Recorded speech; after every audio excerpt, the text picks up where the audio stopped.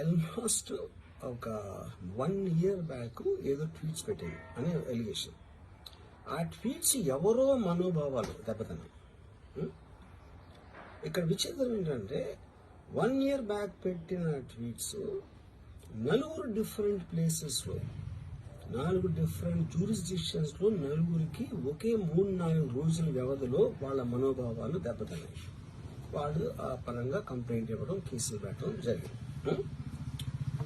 ఇక్కడ పాయింట్ 1, ఎవరి మీద అయితే నేను పెట్టానని వాళ్ళు చెప్తున్నారో వాళ్ళకి లేదు, ఎవరో థర్డ్ పార్టీ, అసలు సంబంధం లేనివాడు. సో ఆ కాంటెక్స్ట్ లో అసలు ఈ కేసు ఎలాగా, ఈ సెక్షన్స్ ఎలా వర్తిస్తాయి అనేది అప్పుడు ఆబ్వియస్ గా నాకు వచ్చే అనుమానం కానీ, నాకు కానీ నా మనుషులు కానీ, ఇది ఒక పర్సిక్యూషన్ చేయటానికి ఒక పద్ధతి ప్రకారం ఉన్న ఎలవబుల్ లాస్ ని వాడుతున్నారా, లేకపోతే ఇప్పుడు వరల్డ్ ఓవర్ ఒక ఫినామినా ఏం జరుగుతుందంటే పొలిటికల్ పార్టీస్ వాళ్ళు they are weaponising the systems of the police. అది అమెరికాలో జరుగుతుంది, యూరోప్ లో జరుగుతుంది, ఇక్కడ కూడా జరుగుతుంది. అప్పుడు నేను ఏ ఒక్క వ్యక్తిని, ఒక పోలీస్ ఆఫీసర్ని కానీ, ఒక పొలిటికల్ పర్సన్ కానీ నేను బ్లేమ్ చేయట్లేదు. I think it happens in certain ఒక ఏమంటారు దాన్ని, ఒక వే.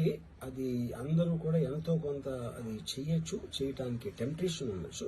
But eventually there is the law of the land which will take the final call. So అది that I completely agree, believe in that and I abide by that as a citizen.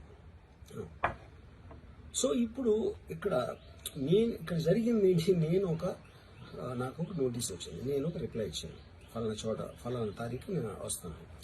అప్పటికి నాకు జరుగుతున్న పని ఒక ongoing schedule ఉంది కాబట్టి, నాకు film work ఉంది కాబట్టి అవ్వలేదు. అండ్ ఇట్ ఈస్ వేరే ప్రొడ్యూసర్ చేస్తున్నాం, ఆ ప్రొడ్యూసర్కి నష్టం వస్తుంది కాబట్టి నేను మళ్ళీ టైం అడిగాను.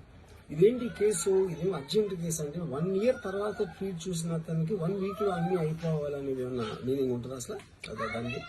So which basically means it is being done for purposes other than the urgency of the case.